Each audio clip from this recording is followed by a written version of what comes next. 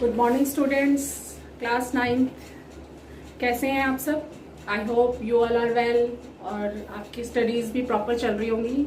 और आज हम चैप्टर पढ़ने जा रहे हैं स्पर्श गद्य भाग से, पाठ धर्म की आड़।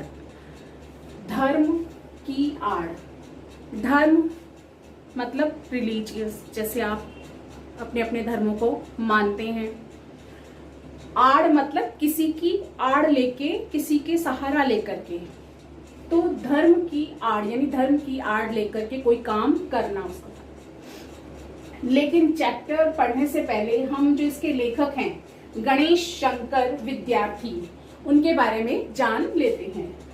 गणेश शंकर विद्यार्थी का जन्म सन 1891 में मध्य प्रदेश के ग्वालियर शहर में हुआ। आरंभ में कानपुर करेंसी दफ्तर में नौकरी की। बाद में उन्होंने 1921 में प्रताप साप्ताहिक अखबार निकालना आरंभ किया। विद्यार्थी जी ने सदैव आचार्य महावीर प्रसाद द्विवेदी जी को अपना साहित्यिक गुरु माना, यानी कि साहित्य लेखन में उन्होंने अपना गुरु आचार्य हजारी प्रसाद द्विवेदी जी को माना। 1931 में हुए सांप्रदायिक दंगों, सांप्रदायिक मतलब जो धर्म के नाम पर जो दंगे हुए, को शांत करने की कोशिश में अपने प्राण गंवाने पड़े। इनकी मृत्यु पर महात्मा गांधी ने कहा था, क्या कहा था? काश ऐसी मौत मुझे मिली होती। गरीबों, किसानों, मजलूमों, मजदूरों आदि के प्रति सच्ची हमदर्दी प्रकट करना विद्यार्थी जी के जीवन का ध्येय था। ध्येय मतलब उनका लक्ष्य था। पाठ परिचय, यानी कि इस पाठ में किस बारे में चर्चा की गई है। पाठ परिचय, धर्म की आड़। जैसा कि मैंने पाठ का आपको शाब्दिक अर्थ बताया, धर्म मतलब जो आप लोग आपके अपने रिलीजियस हैं और रिलीजन है जो आपके, और आड़ मतलब उसकी आड़ लेकर के, उसकी एक सहारा लेकर के काम करना, धर्म की आड़। पाठ में विद्यार्थी जी ने उन लोगों के इरादों एवं कुटिल चालों को बेनकाब किया है। बेनकाब किया मतलब उनका पर्दाफाश किया है। जो धर्म की आड़ लेकर, यानी कि जो धर्म का सहारा लेकर जन सामान्य, यानी कि जो सामान्य जनता को आपस में लड़ाकर अपना स्वार्थ सिद्ध करने की फिराक में रहते हैं। यानी कि दो लोगों को, हिंदू और मुसलमानों को आपस में धर्म के नाम पर लड़वाना और उससे जो है अपनी स्वार्थ सिद्धि करना, यानी कि उनका अपना काम निकालना। लेखक ने इस पाठ में दूर देशों में भी धर्म की आड़ में कैसे कैसे कुकर्म मतलब कैसे कैसे गलत काम हुए हैं, कैसी कैसी अनीतियां हुई हैं और किस तरह की अनीतियां हुई हैं, कौन कौन से लोग, वर्ग और समाज उनके शिकार हुए हैं, इसका खुलासा जो है विद्यार्थी जी ने अपने इस पाठ में किया है। पाठ का जो सार है हम इन निम्नलिखित बिंदुओं के आधार पर देखेंगे। सबसे पहला बिंदु है इसमें देश में धर्म की धूम, यानी कि आज जो देश में धर्म का बोलबाला है उसके बारे में। पाश्चात्य देश में लोगों का शोषण, पाश्चात्य मतलब विदेशों में हमारे भारतीय लोगों का शोषण। धर्म का दुरुपयोग, यानी कि धर्म के नाम पर गलत उपयोग करना। धर्म के प्रति लोगों से जबरदस्ती नहीं, यानी कि धर्म के नाम पर लोगों से जबरदस्ती नहीं की जानी चाहिए। धर्माचार्यों को शक्तिशाली बनाना अहितकर, यानी कि धर्म के जो आचार्य हैं उन्हें पावर देकर के और अधिक शक्तिशाली बनाना अहितकर मतलब हित में नहीं है। गांधी जी के धर्म का स्वरूप, यानी कि गांधी जी के लिए धर्म का स्वरूप क्या था? दिखावा धर्म नहीं, यानी कि धर्म के नाम पर दिखावा नहीं होना चाहिए। मनुष्यता को मानो, पशु बनना छोड़ो, यानी कि असली धर्म क्या है? मनुष्य बनो, सबके प्रति दया का भाव रखो, पशु बनना छोड़ो। तो सबसे पहला बिंदु है देश में धर्म की धूम। इस समय क्या है, धर्म के नाम पर जो है देश में धर्म की बहुत अधिक धूम मची हुई है।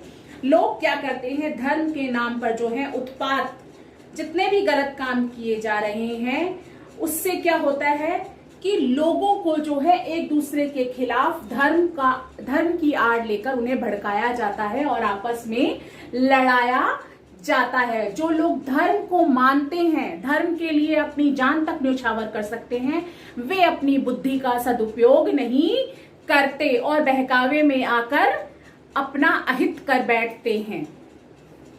और समाज के जो कुछ स्वार्थी लोग हैं, वे उनका नेतृत्व यानी कि अपना जो नेतृत्व है और बड़प्पन कायम रखने के लिए जो है ईमान धर्म की बुराइयों से काम ले रहे हैं। धर्म के तत्वों को जाने बिना, यानी कि जो व्यक्ति आम आदमी है वो धर्म के तत्वों को जाने बिना ही जो है धर्म के नाम पर अपनी जान तक देने को न्यौछावर हो जाता है। दूसरा है पाश्चात्य देश में लोगों का शोषण। कि पाश्चात्य यानी कि पाश्चात्य देशों में या विदेशों में धनी वर्ग जो है गरीबों की कमाई से अधिक फल फूल रहे हैं और उनकी जो अट्टालिका, उनकी जो बड़े बड़े फ्लैट्स हैं, घर हैं, वो क्या है गरीबों की झोपड़ी का जो है मजाक उड़ाते हुए से नजर आते हैं। और साथ ही साथ ये गरीबों के साथ जो है धनी वर्ग और अधिक बुरा व्यवहार करता है। धर्म का दुरुपयोग, यानी कि हमारे देश में कुछ लोग जो हैं स्वार्थ सिद्धि के लिए धर्म के नाम पर करोड़ों आदमियों की शक्ति का दुरुपयोग करते हैं। यानी कि गरीबों को जो है धन का लालच देकर उनसे किसी भी प्रकार का गलत कार्य वे करवा लेते हैं, धर्म का दुरुपयोग करते हैं। और यहाँ पर उनकी बुद्धि पर जो है पर्दा डाल दिया जाता है, यानी कि उन्हें धर्म की दुहाई दी जाती है, उन्हें सोचने समझने की शक्ति नहीं दी जाती। वे उनकी शक्ति का हनन करते हैं और धर्म के नाम पर उन्हें लड़वाते हैं। धर्म के प्रति लोगों से जबरदस्ती नहीं, कि लोग जो है लोगों को समाज में अपनी इच्छा अनुसार किसी भी धर्म को अपनाने या मानने की छूट होनी चाहिए। उन्हें हम किसी दूसरे धर्म को या अपने धर्म को अपनाने के लिए हमें कोई दबाव नहीं डालना चाहिए किसी पर भी। यानी कि किसी की भी स्वाधीनता, धर्म के मामले में स्वाधीनता का हनन करने का हमें कोई हक नहीं है। धर्माचार्यों को शक्तिशाली बनाना अहित कर। देश में स्वाधीनता के क्षेत्र में धर्माचार्यों को जो है एक उच्च स्थान दिया गया, वो हमारे समाज और देश के लिए अहितकर साबित हुआ। यह है कि एक कदम, जैसे कि स्वतंत्रता संग्राम में उन्हें जो है एक दूसरे के गुरु बनाकर के इस तरह से पेश किया गया और सारे जो बागडोर है देश की उनके अनुसार चलने लगी, तो यह क्या हुआ, देश के अहित में चला गया। गांधी जी के धर्म का स्वरूप, गांधी जी के धर्म का स्वरूप क्या था कि गांधी जी हमेशा जो है धर्म का पालन करने के लिए कहा करते थे, परंतु धर्म का गलत अर्थ लगाने से पहले जो है वो कहते थे कि धर्म के स्वरूप को समझना चाहिए। यानी कि धर्म का मतलब ये नहीं है कि आप जो है पूजा पाठ कर रहे हैं और उसके बाद आप गलत काम कर रहे हैं, बल्कि अपने अंदर जो है उदार तत्वों को बढ़ावा देना ही धर्म है, धर्म का स्वरूप है। या दिखावा धर्म नहीं। अब क्या है, दिखावा धर्म नहीं। कुछ लोग जो हैं मंदिरों में जाकर घंटियां बजाना, अजान देना, ऊंची आवाज में पूजा पाठ करना, शंख बजाना, नाक दाबना आदि सब क्या है, ये धर्म के चिन्ह होते हैं। कि 5 वक्त, लोग कहते हैं कि 5 वक्त की नमाज पढ़ लो तो ईश्वर या खुदा जो है प्रसन्न हो जाएगा। यानी कि दिखावा करने से, माला पहनने, माला जपने, तिलक लगाने से क्या है, ईश्वर कभी प्रसन्न नहीं होता। धर्म कभी दिखाने से नहीं आता है, दिखावे से नहीं आता है। मनुष्यता को मानो पशु बनना छोड़ो। यानी कि धर्म का दुरुपयोग करने के लिए तो क्या है, लोग कहते हैं कि धर्म को मानने वाले जो हैं उनके अंदर मनुष्यत्व का भाव होना चाहिए।